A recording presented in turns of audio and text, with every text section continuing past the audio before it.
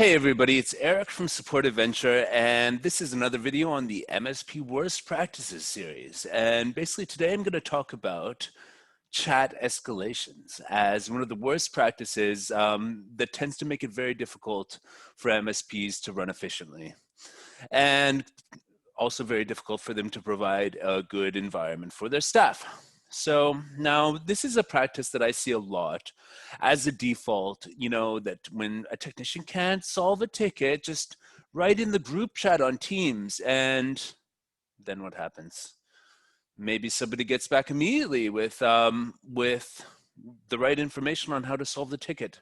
Maybe nobody gets back to you ever, and that ticket just sort of goes stale on the service desk, only to be discovered 2 weeks later,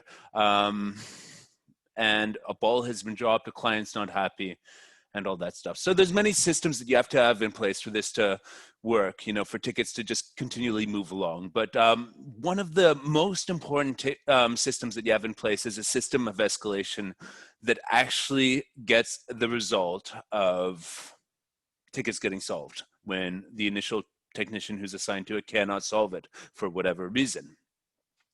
Now with the chat system, now I've seen chat work, and I'll explain later in the video why chat does work in some situations.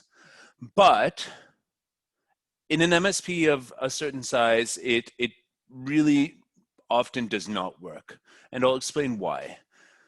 First of all, one of the disadvantages of chat escalation is it's off ticket, meaning that the escalation is occurring not on the ticket, and they're writing in a chat, and I'm going to assume that 9 times out of 10 that chat is not immediately logged on the ticket.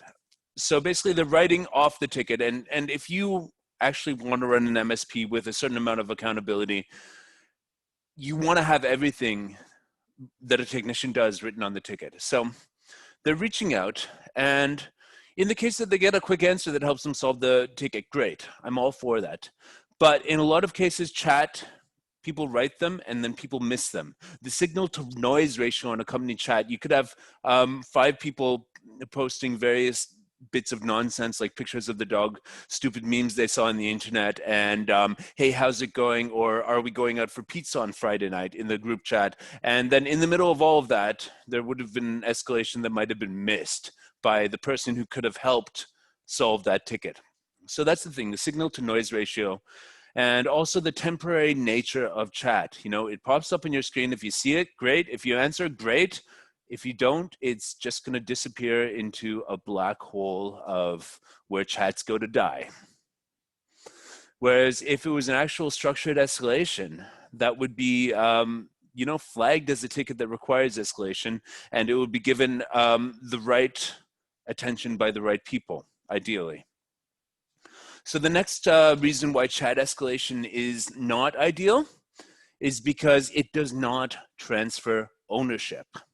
Now, if you're a frontline technician, and if you're running an MSP that has frontline technicians, you want these people to knock down as many tickets as possible to get your clients the help they need as quickly as possible, and to basically take the low-hanging fruit and make sure that that stuff gets done as efficiently as possible. In order to do that, you probably want them working on one ticket after another, but when they escalate a ticket through chat, it stays assigned to them most of the time, right?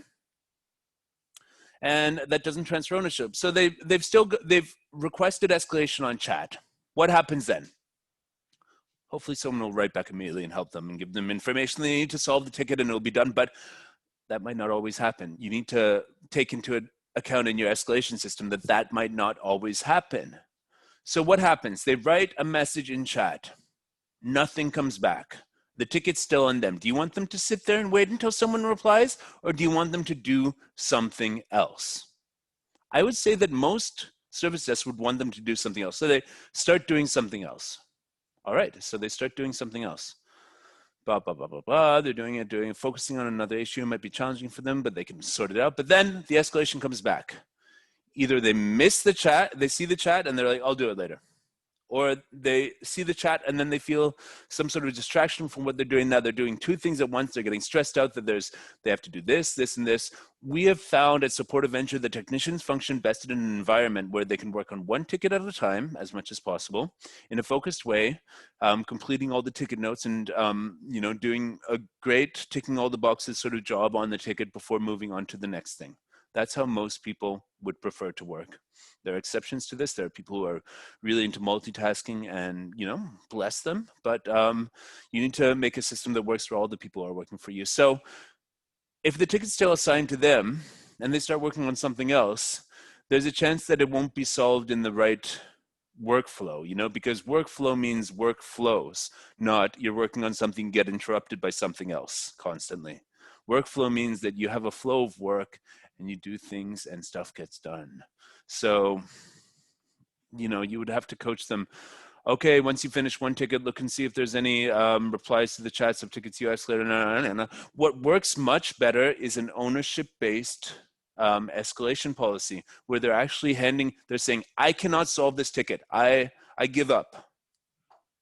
I need someone else to take this. So then either a dispatcher picks up the ticket and makes sure that there's full notes on what they've done and that it's clear what the next steps might be and they can find the person who could actually do that, or they unassign themselves with full notes and it's off their plate. The point is that if a junior engineer cannot solve a ticket, it should be off their plate, right? Because if they've got all these tickets they can't solve on the plate, it's kind of demoralizing. But if they know that they can load up with tickets that they can do, and that's actually the core of their job is to get as many tickets, get 10, 15 tickets a day done on the help desk, rather than struggling with things they can't solve. And they have a way to just escalate and essentially just like move on the tickets that they can't just knock down. That works a lot better. So yeah, signal to noise ratio, ownership of tickets, and all of that sort of stuff weighs in. And let me tell you about a circumstance where chat escalation, live escalation does work in conjunction with the transfer escalation. So the best companies that we work with do this. Are you ready? Are you interested in what the best companies do, or do you just want to continue working with your worst practice? Okay, so you're interested. All right, so basically, a lot of companies put an escalation window. If a junior frontline technician works on something for half an hour, cannot solve it, in order to keep them working on stuff they can solve, after half an hour, what they will do is they will reach out for a live escalation. So they will say in the chat, hey, I can't solve this, can anyone help? Great. It's really great if somebody writes back immediately, oh yeah, just log into that and click this and reinstall this and and then they do that and the ticket's solved. Yay, frontline does the job with a little help from their friends.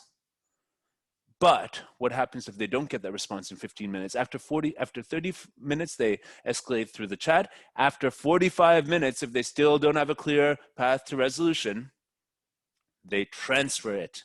They unassign themselves, so it's in the queue. They assign it to dispatch, assign it to the designated client manager, assign it to the designated senior engineer who takes escalations, whatever it is. But at that point, they've written full notes of why they can't solve the ticket. So the 15 minutes there where they're waiting for a response gives them the time to write their full notes, to write a proper escalation request in the ticket, which we usually like to include stuff I've done, the issue as it stands, stuff I've done to try to solve it, why I can't solve it, and possible next steps, and any other information like callback times or something that might help the next person navigate how to close this ticket. And basically, they're expected to write those full notes, and with those full notes, they will be able to, just finish up in 15 minutes and then transfer the ticket away. But if an answer comes on chat within those 15 minutes, great, and they can solve it, great. But if they can't, they need to get it off their plate and start working on something that they can deal with. So I hope this helps. Tell me about your escalation patterns in the comments and how you make escalations as efficient as possible. I'm always interested to learn more ideas, but we have pretty much found that chat escalation, there's always this instance where the engineer doesn't feel they get the answers they need. There's always this thing where they feel that they can't focus on the next task, knowing that they're waiting for an answer on the first one and all this sort of stuff. So if you need to do chat escalation, make sure it's backed up with transfer escalation if the chat escalation does not yield timely results, because otherwise chats just go to the black hole of previous chats, along with what everybody ate for lunch, how they're doing today, and all that nonsense. So worst practice, chat escalation is the only way your people can escalate a ticket. Best practice, chat escalation with a transfer escalation if chat doesn't yield the results. So hope that helps. Thanks a lot, guys. Support Adventure, the expat outsourcing company. If you want to know more about us, you can check out our website. If you want to see, talk with me about how we could work together, send us an email, all that stuff. And I look forward to the discussion. Bye now. Take care.